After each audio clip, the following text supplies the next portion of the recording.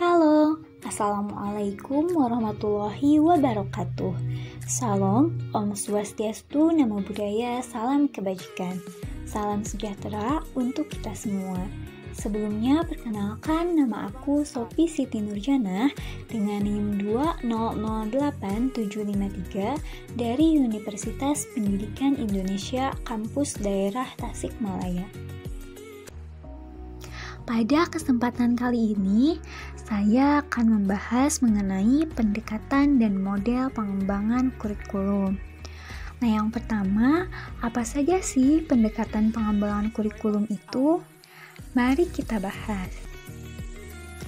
Nah, sebelumnya kita harus mengetahui dulu apa itu pendekatan dan pengembangan kurikulum. Nah, pendekatan sendiri dapat diartikan sebagai cara kerja dengan menerapkan strategi dan metode yang tepat dengan mengikuti langkah-langkah pengembangan yang sistematis agar memperoleh kurikulum yang lebih baik. Sedangkan pengembangan kurikulum dapat diartikan sebagai perencanaan kesempatan-kesempatan belajar yang ditujukan untuk membawa siswa ke arah perubahan yang diinginkan.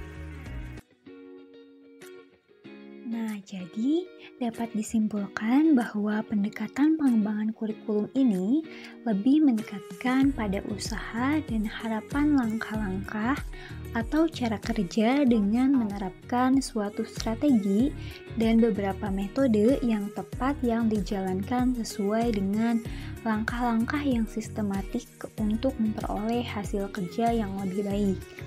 Nah, dalam pengembangan kurikulum ini juga tidak hanya melibatkan orang-orang yang terkait secara langsung dengan dunia pendidikan saja, namun di dalamnya bisa saja melibatkan banyak orang seperti orang tua peserta didik ataupun unsur-unsur masyarakat lainnya yang merasa berkepentingan dengan pendidikan.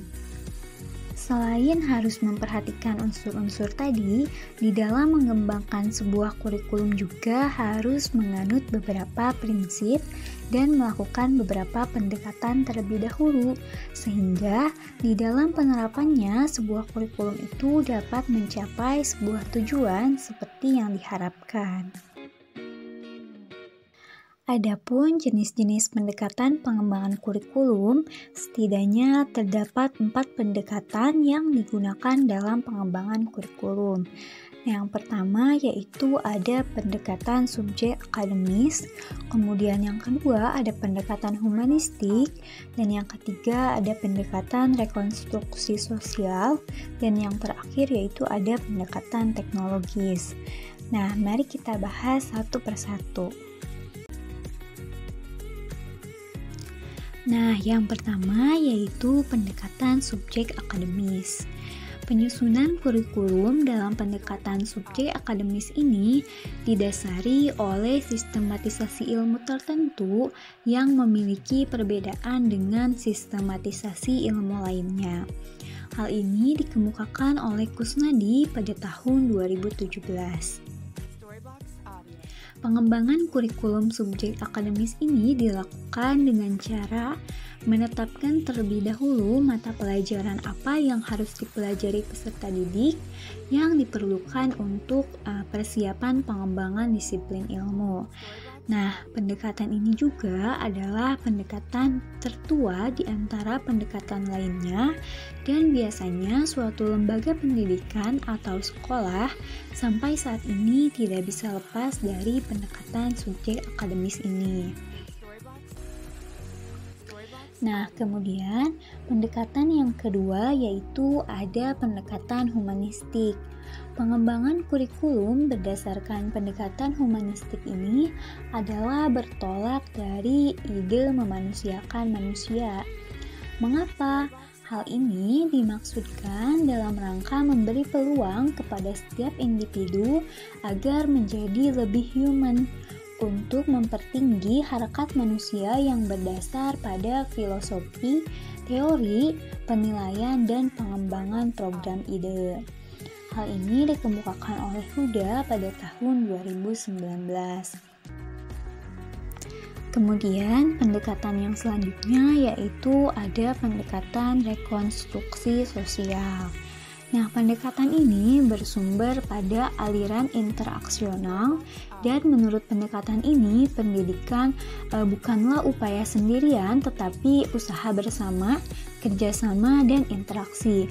Nah, melalui interaksi ini siswa berusaha memecahkan problem-problem yang dihadapinya dalam masyarakat menuju pembentukan masyarakat yang lebih baik.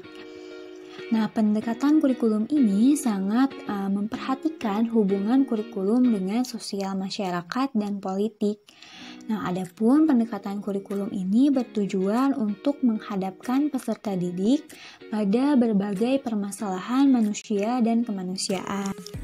Nah, kemudian pendekatan yang terakhir yaitu ada pendekatan teknologis. Pendekatan teknologi ini dalam bidang kurikulum terwujud dalam dua bentuk, yaitu bentuk perangkat lunak atau software dan bentuk perangkat keras atau hardware. Nah, aplikasi teknologi perangkat lunak disebut juga dengan teknologi sistem, sedangkan aplikasi perangkat keras disebut juga dengan teknologi alat. Nah, teknologi alat ini lebih menekankan pada penggunaan alat-alat teknologi yang menunjang efisiensi dan efektivitas program pendidikan. Kurikulumnya berisikan rencana-rencana penggunaan alat dan media, juga model-model pengajaran yang banyak melibatkan penggunaan alat. Contohnya yaitu model pengajaran tersebut adalah pengajaran dengan bantuan film, video, atau pengajaran dengan bantuan komputer dan lain-lain. Nah, itu dia beberapa pendekatan pengembangan kurikulum. Sekarang, mari kita bahas mengenai model pengembangan kurikulum. Nah, apa sih model pengembangan kurikulum itu? Nah, model pengembangan kurikulum merupakan suatu alternatif prosedur dalam rangka mendesain, menerapkan atau implementation, dan mengevaluasi atau evaluation suatu kurikulum. Nah, secara umum, pemilihan model pengembangan kurikulum ini dilakukan dengan cara menyesuaikan sistem pendidikan yang dianut dan model konsep yang digunakan. Nah, model pengembangan kurikulum juga dapat disebut sebagai langkah-langkah yang dilakukan dalam melakukan pengembangan kurikulum dengan pilihan alternatif. Adapun terdapat beberapa model-model pengembangan kurikulum, yaitu yang pertama ada model Ralph Tyler. Nah, model ini adalah model yang paling dikenal bagi perkembangan kurikulum dengan perhatian khusus pada fase perencanaan. Adapun model pengembangan kurikulum menurut Tyler didasarkan pada 4 hal, yakni yang pertama yaitu tujuan pendidikan. Nah, tujuan ini adalah sasaran akhir yang harus dicapai dalam program pendidikan dan pembelajaran.